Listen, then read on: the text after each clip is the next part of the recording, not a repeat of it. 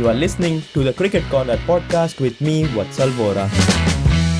Hello and welcome to a fresh new episode of the Cricket Corner podcast. Wherever you are consuming this one, welcome back. It's good to have you. And we are going to look ahead to the 2023 Cricket World Cup.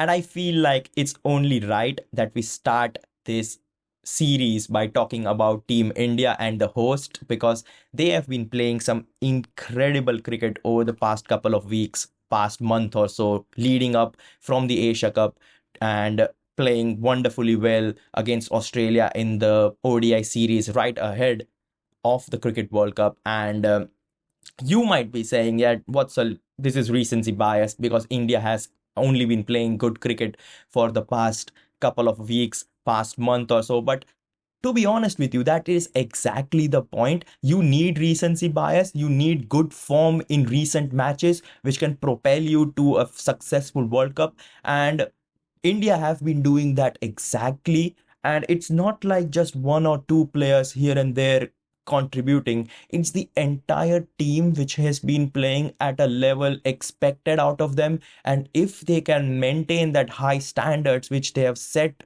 for themselves heading into the World Cup, it's only right that the firm tag of favorites is on their shoulders, is on their chest, because the way India have been playing in the Asia Cup and in the first two ODIs against Australia, I'm so confident in this team now. Don't get me wrong, I'm not overconfident because in the end it is yet another ICC event and India has not won an ICC tournament since 2013. But I feel like the preparations heading into the 2023 World Cup are impeccable.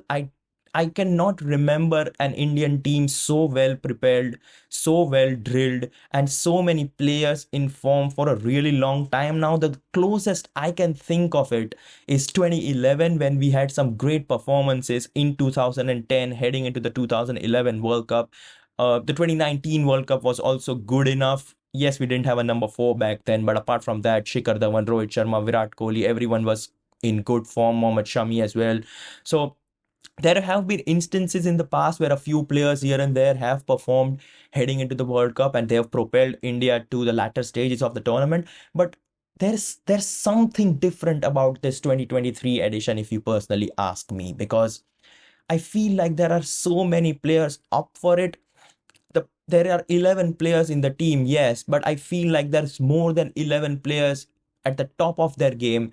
And I'm going to talk about each and every one of them quite shortly in this podcast. So, yeah, stay tuned. But all of these players, they're like 14, 15 players are in such a good form that it is going to be an hassle for the Indian management to pick a best 11 for their opening game against Australia. But then again, that's the beauty of an informed team, and I'm sure this headache is a lovely headache to have for the likes of Rahul Dravid and the backroom staff in Team India's backroom staff, that is. Yeah, but yeah, there have been so many good performances that I actually had to prepare an Excel sheet of all the good performances that Team India have had over the past couple of weeks, past couple of months.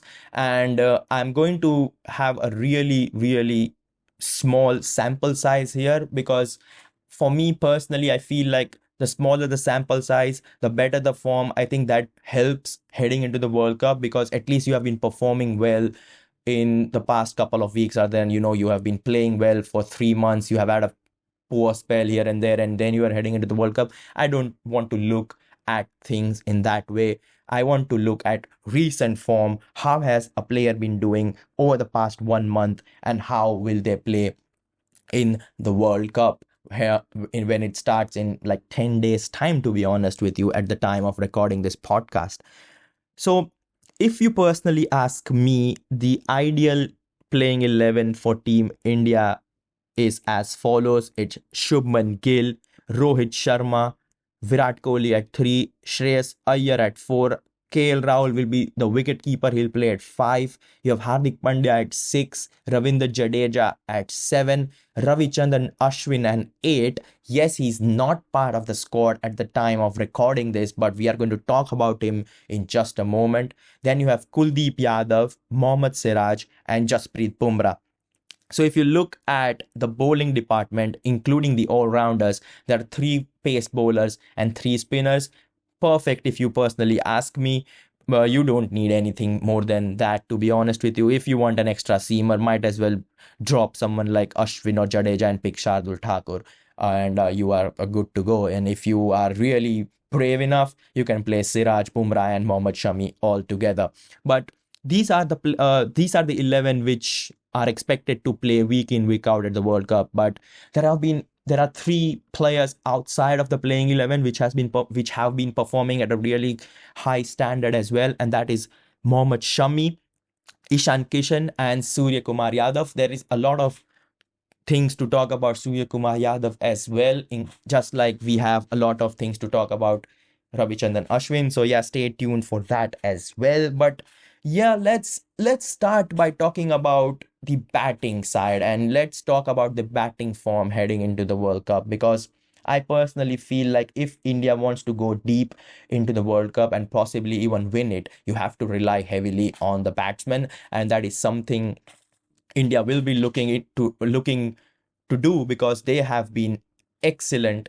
The batsmen have been excellent. And let's start by talking about Shubman Gill, because the more you talk about Shubman Gill, you feel like that's less.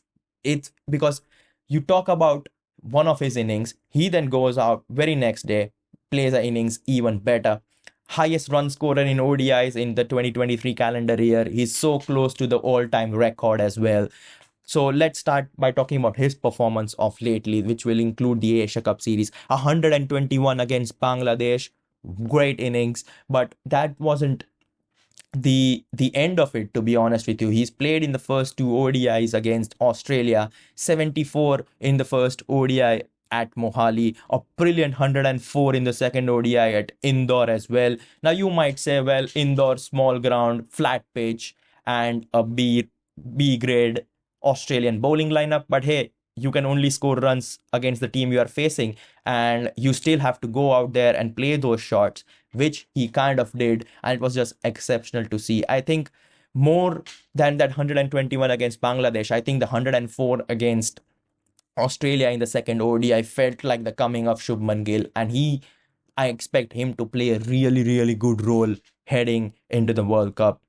Let's now talk about his mentor, his friend, whatever you want to call him, the the the king to the prince, the prince to the king, whatever. Let's start by talking about Virat Kohli. Then Virat Kohli had an okayish Asia Cup, to be honest with you, but there was that one innings which stands out head and shoulders above anything else, and that is that 122 versus Pakistan in Colombo, which came out just 94 deliveries.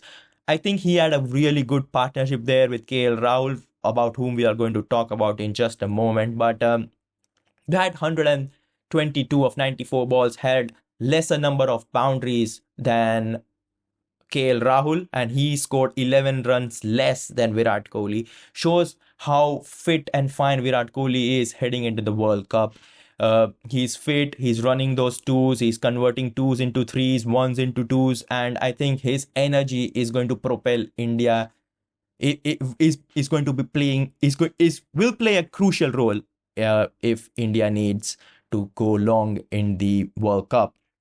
So that's Gill and Kohli done. Let's let's talk about KL Rahul, since we already mentioned him. He, as I said, 111 versus Pakistan of 106 deliveries, a comeback 100, much needed 100 for him, because he was coming off a lengthy spell away due to injury. Has to play as the wicket keeper because of the injury, the long-term injury which Rishabh Pant has sustained back in 2022. So really important innings in that regard as well. But that's not all. That 111 was not all. His wicket keeping was quite good in the Asia Cup as well. So that's another bonus. But he was named captain for the first two one day internationals against Australia, and he played those crucial knocks, two half centuries as captain in both the ODIs. And I think he has in both of those one day internationals, he has shown why someone like KL Rahul deserves to be a first choice pick in the Indian middle order. And he's shown that quite evidently that he has two gears. He can anchor the innings, and he can also go bang bang bang, whatever the situation requires for you. He played an incredible knock in the second ODI, playing at a strike rate well above 110, 120, uh, and taking the score to that 399 along with the likes of Surya, Kumar, Yadav. But in the first one day, we saw how he can handle pressure. He can keep one end occupied by his anchoring the innings kind of a role. He can take the ones and twos here and there. He's not looking to hit the boundaries. He's just wanting to rotate the strike, and that is exactly what he did back then. So the reason why he is able to play in both those gears is the reason why he should be playing at number 5 in the World Cup. And yeah, as I said, his wicket keeping has gone up a notch as well. So it's really good to see him in form as well. The one player which you might have noticed that I've not talked about so far is Rohit Sharma. Well, Rohit Sharma is an interesting one because he's going to open with Gill. There is no doubt in my mind because he's the captain and you are not going to drop your captain anytime soon. Yes, he's had three half centuries in the Asia Cup, but he's not had that one killer innings which someone like Gill or Virat Kohli or KL Rahul have played. All three of them have got 100 to their name heading into the World Cup, but that's not the case as far as Rohit Sharma is concerned. Yes, three half centuries, but you can look into that and say he's not converting those half centuries into big centuries because we know for a fact that he is capable of converting those half centuries into not just hundreds but double hundreds. He's had three double hundreds in one day internationals, if you have forgotten, which I think you have not. But yeah, that's is that a little worry? Well, if you say that someone has scored three half centuries in the past 1 month, you wouldn't bet an eye on that, and you would say, yeah, well played, and you are in good form.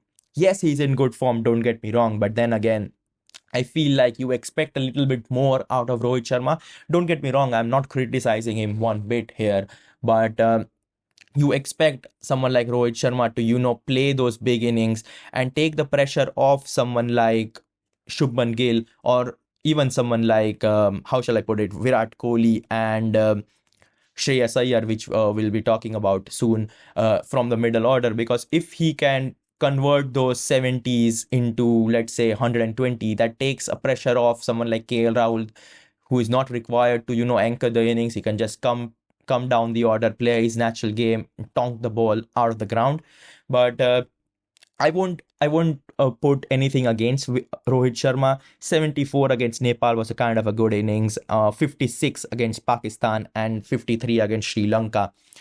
Yes, that there was that duck against Bangladesh in the Asia Cup, but I think that's part and parcel of any batsman's career, and I wouldn't be too concerned about that. But yeah, I'm not concerned about Rohit Sharma's form because he scored three half centuries heading into the World Cup. I want to see how he plays against Australia in the third ODI as well, which is at Rajkot, which I'll be looking with my eyes glued to the telly, because and will be specifically want Rohit Sharma to have a good innings which can propel his confidence as India look to win the first World Cup since 2011. We we talked about Shreyas Iyer a bit. Let's talk about him in detail. I think that 105 versus Australia in the second ODI at Indore was arguably one of the most important knocks from any Indian batsman heading into the World Cup, and that is mainly down to the fact that India needed a number 4. And they have put high hopes on Shreyas Iyer to do that role for them. Yes, he's coming back from an injury, but the way he played in that knock, he kind of took the mantle from someone like Shubman Gill. He told Shubman Gill, well, hang on, let me take the ascendancy and I'll let you score runs in the background. And that was really, really great watching. 105 of the best runs possible. Yes, he gave away his wicket a bit too cheaply, if you personally ask me, but 100 is 100, and it's good to have a player score 100 just a couple of games before the World Cup. And I think that 105 is will be a massive morale boost, not only for Shreyas Iyer but for the team management and the Indian fans as well, because he he has cemented that number 4 slot just on the basis of that 105, and I expect him to do a lot more heading into the World Cup. So that's the top 5 done: Gill, Sharma, Kohli, Iyer and KL Rahul. Let's talk about the other two batsmen who are in contention to be picked in the middle order should there be a injury, a niggle, or just you want to give a rest to someone here and there. And that is Ishan Kishan and Surya Kumar Yadav. Ishan Kishan, well, he's just had one good innings here over the past 1 month or so, and that was that 82 against Pakistan in the very first game. Good partnership with Hardik Pandya on that occasion as well, but he's coming out there. He's playing those aggressive kind of an innings. Yesterday against Australia in the second ODI, he scored. He pulled the ball. He hooked the ball for six from the very first ball, and that's the kind of confidence he's in, because he knows that's his role. He's expected to play those attacking kind of innings, counter attacking kind of an innings, which someone like Rishabh Pant plays in test match scenario. And I think he's very well equipped to do that job. He was picked as part of the how shall I put it, the first two ODIs against Australia. And I think one should credit the Indian management, because they didn't throw him as an opener, because they knew for a fact that if Ishan Kishan is going to play in the World Cup, it's most likely going to be in the middle order. And they stuck to their guns, kept him in the middle order, and opened with Ruturaj Gaikwad, who also had a brilliant knock in the first ODI. So yeah, credit to Ishan Kishan as well. Well made 82 against Pakistan, as I said, and if needed, he can play those cameos here and there, which would be lovely to see from an Indian fan's perspective.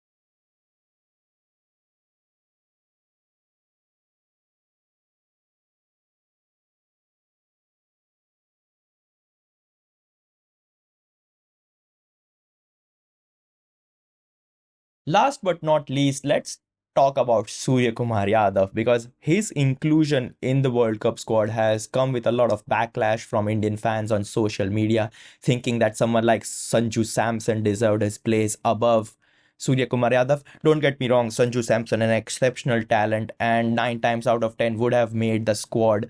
But yeah, that's unfortunate that he has missed out. But now that's in the back. That's in the past. Let's focus on Surya Kumar Yadav, because he has been exceptional in this ODI series against Australia. He has played some breathtaking innings. Uh, he scored a half century of 49 deliveries in the first ODI. Okay, that's fine. Still a strike rate above 100. A little slow for someone like Surya Kumar Yadav, but he made up for that in the second ODI. Wow, that innings. 72 not out of just 37 deliveries, 6 fours and 6 sixes. That's 60 runs just from scoring boundaries. He just run 12 runs there.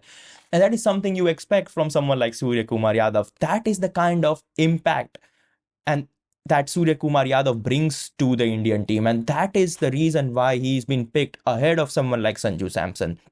Yes, Sanju Samson is a destructive player in his own rights, but to do that, coming in at number 5 or 6, to play at a strike rate of close to 200, to get those quick fire 40s, 50s, 60s is the reason why you have gone with someone like Surya Kumar Yadav, and he's showing the reason why he's capable of playing the innings which is expected out of him.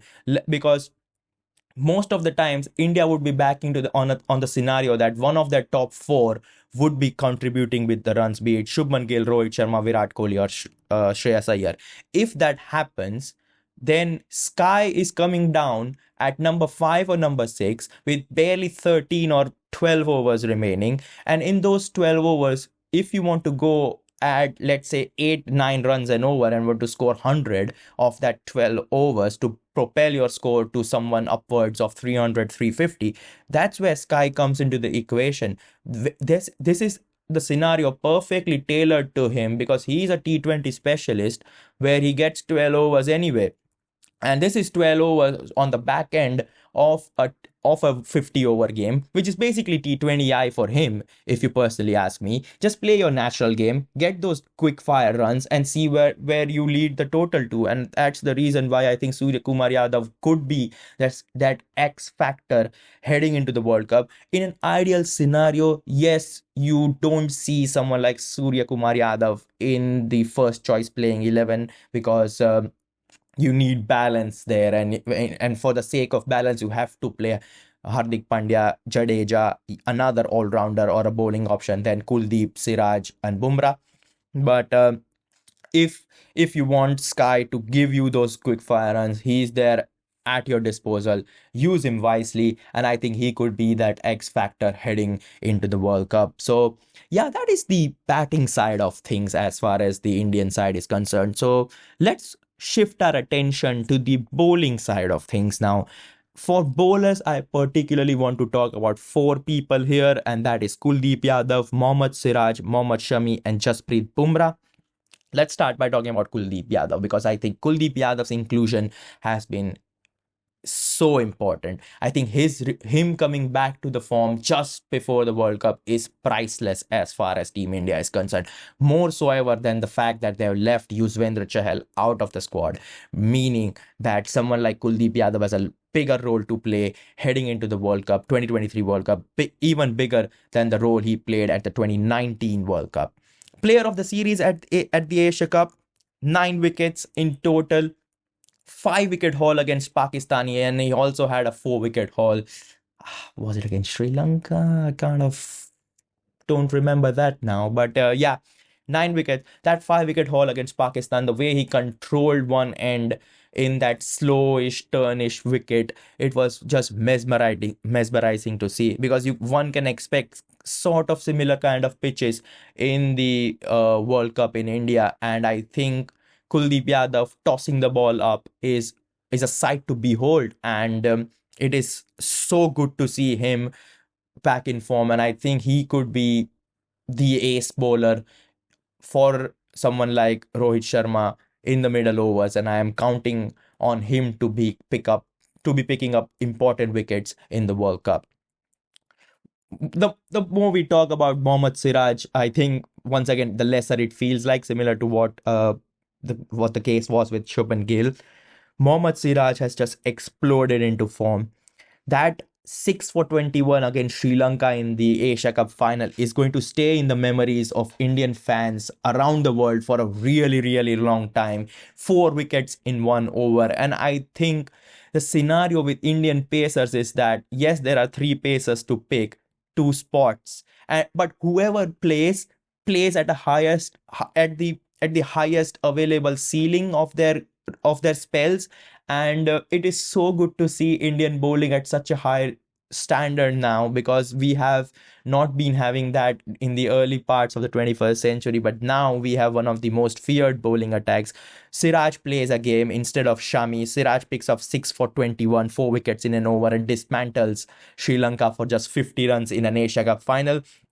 You give Mohammed Siraj a rest. You play Mohammed Shami. Mohammed Shami then comes in and picks up 5 for 51 against against Australia in the first ODI at Mohali. So whichever combination you pick, you are going to get wickets out of them anyway. The only player right now and the only bowler right now which is not quite up there is Jasprit Bumrah. I think quality wise, it would be it would not be right to see Jasprit Bumrah below the standards by Mohammad Siraj and Mohammad Shami. Don't get me wrong, both Mohammads Siraj and Shami are exceptional bowlers, but you expect someone like Jasprit Bumrah, who is a generational talent, to be ranked above those two. And yeah, he's bowled well on various occasions here and there, but he's not had that one breakthrough spell which someone like Mohammad Shami or Mohammad Siraj have had over the past couple of weeks. So that's kind of worrying. I think the best I can remember was that 2 for 30 spell against Sri Lanka in the Asia Cup, not in the final. I think he picked up just one wicket in that final, but yes, that it is worrying, but it's good to see him building up that fitness here and there, because don't because let's not forget, he's coming in into the squad after a prolonged period of absentee due to injury. And him getting his rhythm back is a sight to behold as well. And I think despite him not having that standout bowling spell, I still feel like he's the first choice fast bowler for Team India. And I think Siraj and Shami can then swap here and there in regard depending on the situation or the opponent you are playing. In an ideal scenario, I think despite his 5 for 51 against Australia at Mohali, I still feel like Mohammad Siraj is above him in the pecking order in the eyes of Rahul Dravid and the Indian team management. So those were the bowlers. Let's end this podcast by talking about the all-rounders that India have at their disposal, and in particular Hardik Pandya, Ravindra Jadeja, and Ravichandran Ashwin. Hardik Pandya, great with the bat. 87, as I mentioned earlier in this podcast, in that Pakistan innings. I think he showed character. He showed why he's one of the senior players in this ODI setup now, because he showed maturity in that 87 inning which he played against Pakistan. He wasn't typical Hardik Pandya, going going at a strike rate of well above 100. He was quite good with his strike rate there, but he was once again not taking any risks here and there. I think he was very good with how he was rotating the strike with someone like Ishan Kishan at the other end. And I think that innings of 87 showed quite a lot of maturity. As far as his bowling is concerned, he's been amongst the pick of the bowlers in the Asia Cup. I think he's picked up a wicket in each of the game he played in the Asia Cup, and his standout spell came in the Asia Cup final.